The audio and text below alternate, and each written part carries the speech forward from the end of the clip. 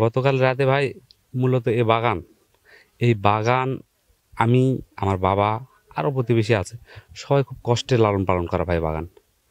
এই বাগান, এই দুর্বৃত্তরা এই গতকাল রাতে এভাবে যে দুর্ঘটনা ঘটাবে, সেই দুর্ঘটনা আমরা তো বুঝতে পারিনি ভাই, বুঝতে পারিনি। হঠাৎ এরা করছে, কিন্তু যারা দুর্বৃত্তরা এটা করছে তাদের কিন্তু আমরা দেখতে পাইছি। সবাইকে পাইনি, অজ্ঞাতনামা অনেকেই ছিল, তাদের সবাই দেখতে পারিনি।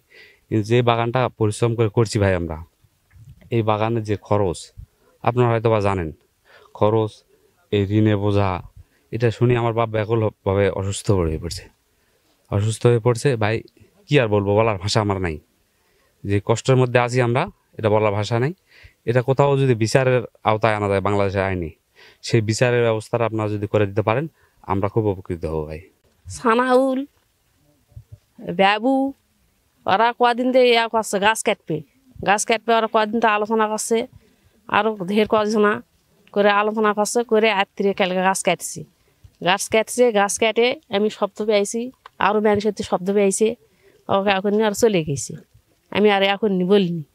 তার আগে ফের আমার এই দিন দিয়ে এটা তো গাছ কাটলো, এটা হাবুজুরের, তারপরে ফের আমার এঙ্গে গাছ কাটলো, 10 কাটা বেটি গাছ কাটলো, আম পেললো, আমার স্বামীকে নির্যাতন করে মারলো, কোনো বিচার হয়নি। ঘটনা ছিল যে আমি এই সেটে ছিলাম, বুঝতে পেরেছেন, এই 1:30টার দিকে আমি শুয়ে থাকে, আমি টিভি দেখে বন্ধ করে আমি পেশাব করে বেড়েই কিছুক্ষণ পরই দেখছি খালি ফটফট করে শব্দ হয়।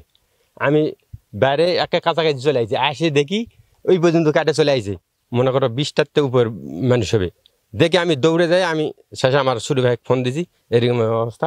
তখন আমার ভ্যাস্তা ঘরের ব্যাগগুলো ডাকে নিয়ে আসে, আসার পর দেখতেছি এই দিক দিয়ে পালিয়ে চলে যায়। গত রাতের ঘটনা এটা।